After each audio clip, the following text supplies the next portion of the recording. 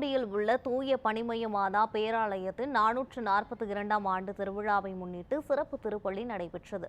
உலக புகழ்பெற்ற தூய பனிமய மாதா பேராலயத்தின் 442ஆம் ஆண்டு திருவிழா கடந்த 26ஆம் தேதி கொடியேற்றத்துடன் தொடங்கியது.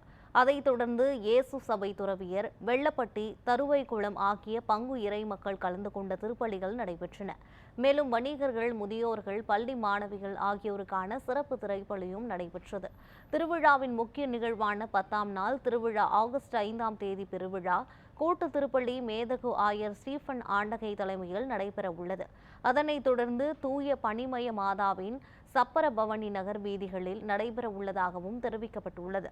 பேராலய திருவிழா நிகழ்ச்சிகள் மற்றும் திருப்பலிகளுக்கான ஏற்பாடுகள் அனைத்தும் பேராலய அருட்தந்தை ஸ்டீபன் செய்திருந்தார்.